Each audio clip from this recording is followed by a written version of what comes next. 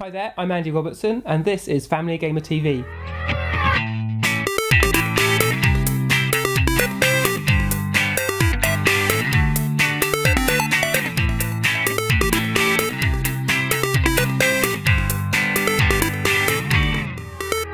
Welcome back to Family Gamer TV.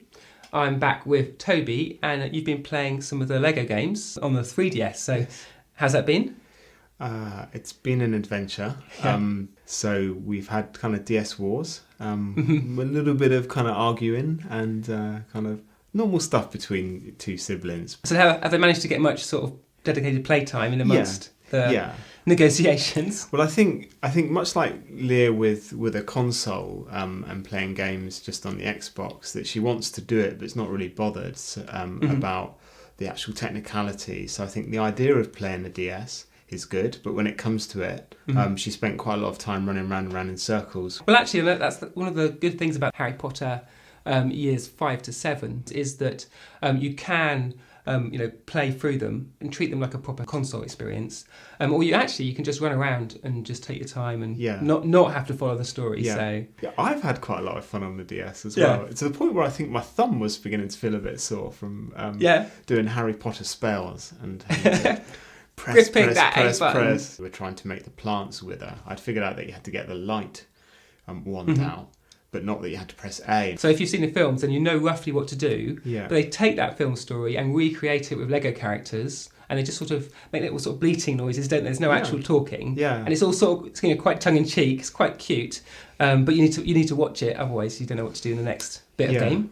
I was worried about whether it would kind of disturb Bethan a little bit, but because it's a PEGI 7+ game, and so that obviously it has, I think it's mild violence type elements in it, which comes out of it copying the film. So but she's not seemed too fazed by the kind of ghosts. Harry Potter's probably had some kind of cultural place in society for long enough for her to know about it. And to know it's about wizards and things. There's one point where you go past the curtain and the lady screams, which was actually really quite a shrill, actually, I heard scream. My daughter playing that, and I was like, "What's going on? What's happening in your game, Ellen? Are you not worried about this funny noise?" No, but the picture is absolutely not scary. Of that it's just bit. funny. So the thing there's a kind of it's not been too troublesome from a sort of content point of view. In terms of the rest of the family, how is the Harry Potter experience? So you just had it on DS. You can get it also on the Wii or the 360, PlayStation 3. It's pretty much in every format. The handheld format's good because you can just pick it up and shut the lid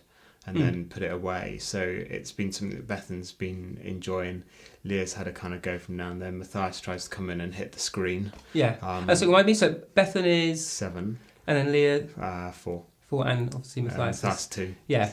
He's not quite playing it yet. No, he quite likes the idea of shutting it on your fingers and running off. We played Super Mario, and the 3D on that was actually quite good. It's nice, isn't and it? Bethan wanted to have the 3D on that, but on Harry Potter, she didn't want the 3D on. Oh, really? Well, it didn't seem to make any difference. It just seemed to not be anywhere near as good. There's still differences in how different games use the 3D. So some, like the Mario game, actually integrate it into how that game's designed and sort of make it a key element of that gameplay. Right. Whereas I think the Lego games currently, they're just using it as an extra bit of sort of graphical detail. You get a bit of a sense of depth. But it's not necessarily integral. But I quite like that because my kids are sort of 7 down. They're then happy to play without the 3D on. I don't have to battle them to turn it off. Yeah, I mean, that was one of the first things I did was kind of parental control the 3D. But on this one, I'd launched the game with it on, but she would turn it off. Yeah, so to launch it with it on, you have to put a code in, do you? PIN code, kind of a little 4-digit PIN code. But how about on the 360? I mean, you guys have been playing Forza and those sorts of games. Do you think a bigger experience for this sort of Lego adventure? How would that be for you? I think it'd probably be worth trying. I was chatting to a friend today who talked about, I think he said they've got all the Lego adventure games on the Wii, and they love every single one of them. And I think it might be quite nice to play it as a more kind of collective way that we can actually help I can help Leah get through various bits of it without interfering. Bethan can go off and do what she thinks is the right thing and kind of, run around behind like parents do, just kind of making sure that tidying nothing up. terrible happens, tidying up. Just keeping watch. Putting things away. Yeah, well, that's interesting because so you've probably been playing Skylanders, haven't you? Yeah. And the Skylanders 2-player is where you'll stay on the same screen, so it doesn't split it. Whereas the Lego games, for the last sort of 4 or 5 editions of them, have started introducing this split screen. Right. And it's become increasingly sort of intelligent of how it does this. So if you're both in the same place, the screen stays together. Right. Then as you go your separate ways, it puts a dividing line down across the screen. And so you can explore on your own, which for my kids was really good. That does sound quite good. Because in some ways, the Skylanders thing where you're actually tied on your kind of piece of blue cord or green cord is quite good. On the other hand, it's a bit frustrating when you can't go off and do your own thing for a couple of minutes and come back. Yeah, then the other thing on the 360 is that the actual adventure itself is a little bit more fleshed out. So although the 3DS is quite, there's a lot to do in each of those spaces, there's a little bit more flexibility how you solve the puzzles. And because there's just more resolution, there's a bigger space for you to play in. The thing is, once I've played the 360 Wii, the console version, I find it hard to go back to the 3DS. Right. So at the minute, I've kept the kids are sort of, what do we prefer? So yeah, that's interesting. Well, we should try you out with the 360 one and see how you get on with that. Yeah. But it sounds like the 3DS was pretty good fit for you. Yeah, they loved it. They loved it, and they've actually made their own paper DSs with circle pads and all sorts and buttons on. So nice. It's had an impact.